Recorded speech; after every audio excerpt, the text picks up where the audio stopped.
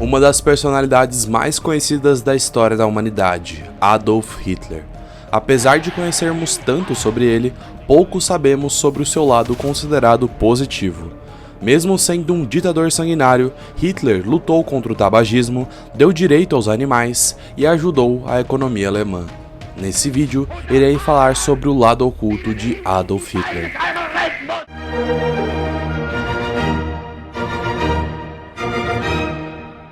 Opa, e aí? Eu sou o Loconte e esse é o Conhecimento Expandido. Calma lá!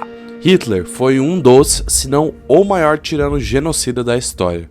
Ele gerou sofrimento, segregou e assassinou milhões de pessoas. Negar isso é mais do que negar a história, é cometer um crime. Portanto, isso nunca foi e nunca será feito no canal. O ponto é que esse lado de Hitler é bem conhecido hoje. A proposta do quadro Lado Oculto é de mostrar o lado menos conhecido de figuras políticas e históricas. Dessa forma, nesse vídeo, irei trazer o lado que pode ser considerado positivo de Hitler, a fim de fazer um estudo histórico e trazer conhecimento mais completo sobre o líder do regime nazista alemão. Acredito que ninguém no YouTube brasileiro tenha abordado esse tópico, muitas vezes por medo. Porém, eu não tenho medo. Dessa forma, nesse vídeo vou trazer aqui no Conhecimento Expandido o lado bom de Hitler, novamente, como forma de um estudo e longe de ser uma apologia. Eu gostaria de pedir, por favor, caso você goste do conteúdo de geopolítica, história e economia, para deixar um like e se inscrever no canal, pois isso ajuda demais. Também tenho um novo sistema de membros agora, caso alguém queira ajudar financeiramente o desenvolvimento do canal.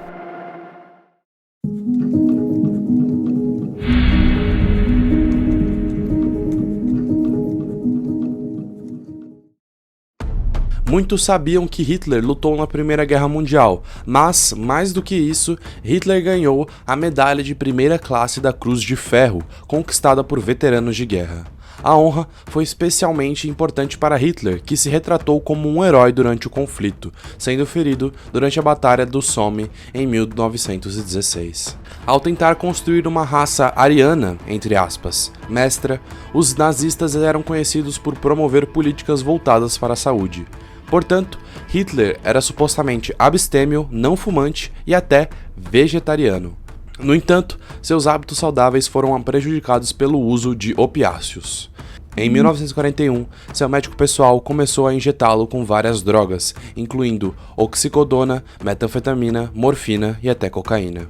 A carreira fracassada como artista de Hitler é bem conhecida. Ele foi rejeitado pela Academia de Belas Artes de Viena e acabou tendo que viver na pobreza, tentando vender seu trabalho. A afinidade de Hitler por artistas clássicos alemães pode ser vista em seu próprio trabalho, e é por isso que é fácil traçar os paralelos entre esboços de Hitler e as obras dos pintores Hans Thoma, Albrecht Dürer, Lucas Cranach e Johannes Vermeer.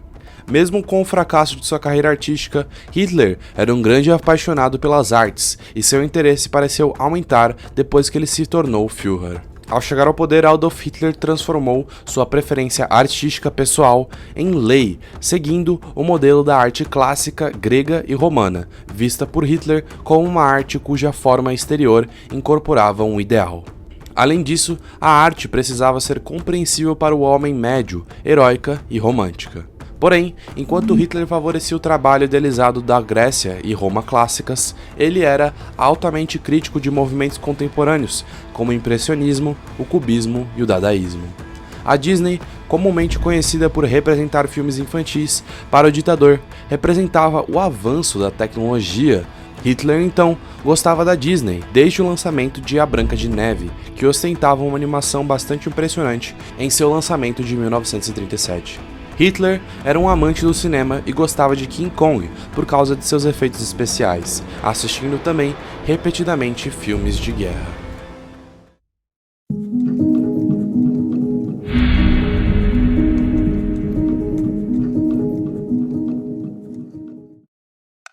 Em 1933, o Partido Nazista aprovou uma série de leis de proteção animal na Alemanha, incentivadas pelo próprio ditador, que gostava de animais. A Lei de Proteção Animal foi aprovada com Hitler, declarando que no novo Reich nenhuma crueldade contra os animais será permitida. Assim, ficou proibida a caça, regulamentando o transporte de animais em veículos automotores e estabelecidas algumas restrições em relação à vivissecção, pois eram consideradas como ciência judaica. Os anos 30 também viram cada vez mais leis anti-tabaco serem implementadas pelos nazistas. Em 1938, a Luftwaffe e o Reichspost impuseram a proibição de fumar. Esse ato também foi banido não só nas instituições de saúde, mas também em vários escritórios públicos e casas de descanso. Parteiras foram impedidas de fumar enquanto em serviço. Em 1939, o Partido Nazista baniu fumar em todos os seus escritórios locais e fumar também foi proibido nas escolas. Foi tomado um cuidado especial para impedir as mulheres de fumarem. O presidente da Associação Médica da Alemanha anunciou que as mulheres alemãs não fumam. Mulheres grávidas e mulheres com idade inferior a 25 e mais de 55 anos não receberam cartões de ração para tabaco durante a Segunda Guerra Mundial. Em julho de 1943, foi proibido a pessoas menores de 18 anos fumar em público. No ano seguinte, o fumo em ônibus e em trens foi declarado ilegal, numa iniciativa pessoal de Hitler que receava que as cobradoras mulheres pudessem ser vítimas do tabagismo passivo. Outro setor que foi beneficiado foi a ciência, uma vez que a pesquisa de foguetes de Hitler ajudou consideravelmente a colocar o homem na Lua. Vários cientistas treinados durante o regime nazista acabaram sendo recrutados pelos Estados Unidos alguns anos depois. Wernher von Braun foi um engenheiro alemão e uma das principais figuras no desenvolvimento do foguete V2 na Alemanha nazista e do foguete Saturno nos Estados Unidos. Pioneiro e visionário das imagens espaciais, é mundialmente conhecido por ter liderado o projeto aeroespacial americano durante a chamada Corrida Espacial, tendo trabalhado como projetista-chefe do primeiro foguete de grande porte e por liderar o desenvolvimento do foguete Saturno, que levou os astronautas dos Estados Unidos à Lua em julho de 1969.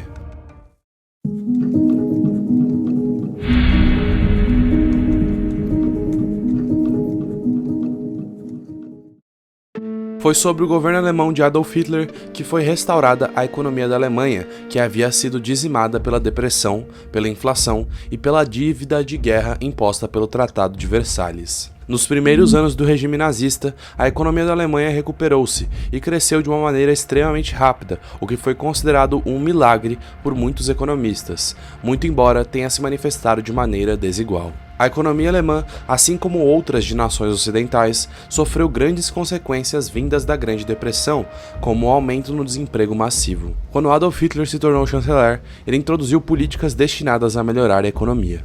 A política econômica nazista queria diminuir o desemprego por meio da expansão de obras públicas e do estímulo a empresas privadas. Os nazistas acreditavam na guerra como a principal força motriz para o progresso humano e afirmavam que o principal propósito da economia de um país deveria ser permitir que esse lute e vença guerras para se expandir. Com isso em mente, quase que imediatamente após chegar ao poder, um vasto programa de rearmamento militar foi executado, o que causou uma diminuição em investimentos civis. Assim, com o grande número de obras públicas e funcionários da indústria bélica, o desemprego foi reduzido de 6 milhões de desempregados em 1932 para menos de 1 milhão em 1936. A produção nacional cresceu em 102% de 1932 a 37 e os salários tiveram um aumento líquido por volta de 10,9%. O governo nazista instituiu parcerias com interesses de grandes corporações alemãs, as quais apoiaram os objetivos do regime e seu esforço de guerra em troca de contratos com benefícios, subsídios e a suspensão do movimento sindical. As grandes empresas foram beneficiadas e em 1937 os monopólios já controlavam mais de 70% da produção. O rearmamento impulsionou os lucros e os gerentes das grandes empresas industriais viram seus salários aumentarem em 50% durante o regime nazista. Contudo, as pequenas empresas foram prejudicadas, uma vez que as regras para abrir e administrar pequenas empresas foram mais rígidas, o que resultou no fechamento de 20% delas. Tendo sido uma das principais fontes de seu apoio eleitoral durante a ascensão ao poder, os agricultores se beneficiaram com os nazistas. Em 1937, os preços agrícolas aumentaram 20% e os salários agrícolas cresceram bem. A lei da fazenda hereditária impedia que as fazendas fossem tomadas de seus proprietários, o que dava maior segurança às famílias agricultoras. Durante a era Hitler, a economia desenvolveu uma estufa de prosperidade, apoiada por subsídios governamentais aos setores que tendiam a dar à Alemanha poder militar e autarquia econômica, ou seja, independência econômica da economia global. Foi graças a Hitler que surgiram grandes empresas como a Volkswagen, que vendia carros populares. De 1935 até 1938, o PIB alemão cresceu a uma taxa de 9% ao ano, atingindo um crescimento de 11% em 1939. Contudo, durante a própria guerra, a economia alemã foi sustentada pela exploração dos territórios e povos conquistados. A operação de escravização recrutou 5 milhões de pessoas de outros países, das quais somente 200 mil foram de vontade própria. Foi a maior operação de trabalho escravo da história.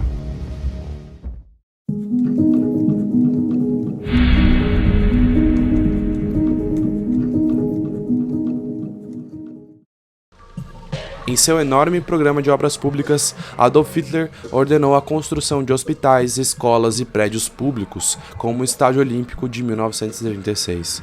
A autoestrada, chamada de Autobahn, foi a primeira desse tipo no mundo e foi finalizada por Hitler. Depois do sucesso alemão, esse sistema foi usado em vários países ao longo do mundo, principalmente nos Estados Unidos, resultando no sistema de rodovias interestaduais. Apesar da perda da liberdade, alguns aspectos da vida da Alemanha melhoraram para muitas pessoas comuns, obviamente, somente os chamados arianos. Antes de 1933, os nazistas não tinham apoio entre os trabalhadores, que tendiam a votar nos comunistas ou no Partido Social Democrata. As necessidades do rearmamento alemão tornaram importante que os trabalhadores fossem produtivos e controlados. Então, os nazistas criaram algumas organizações que gerenciaram os trabalhadores alemães. Uma delas foi a Força pela Alegria, instituição que dava aos trabalhadores recompensas por seu trabalho, aulas noturnas, idas ao teatro, piqueniques e até férias baratas ou gratuitas. Outro programa foi o Beleza do Trabalho, que ajudava os alemães a ver que o trabalho era bom e encorajou os proprietários de fábricas a melhorar as condições dos trabalhadores. Porém, deixando de lado aqueles que trabalharam nas indústrias de rearmamento, os padrões de vida realmente não melhoraram para os trabalhadores alemães.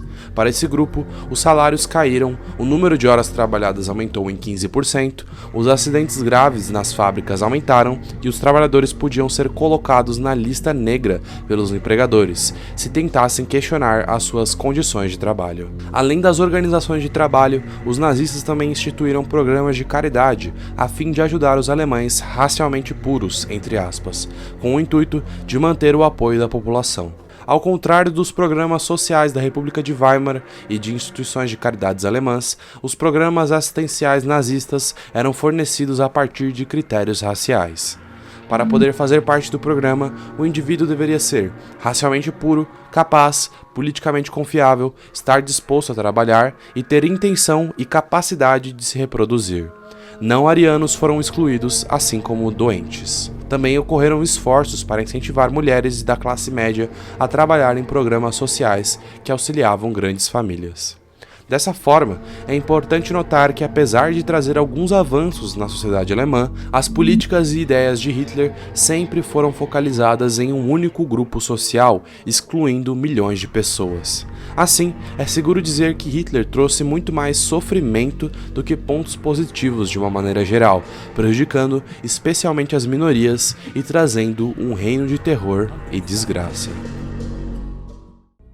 Bom pessoal, o vídeo foi esse. Qualquer dúvida ou crítica é só deixar nos comentários. Lembrando que a sua opinião é muito importante, assim tentarei responder o mais rápido possível. Se tiverem gostado do conteúdo, por favor deixa o like e se inscreva no canal. Mas é isso, valeu!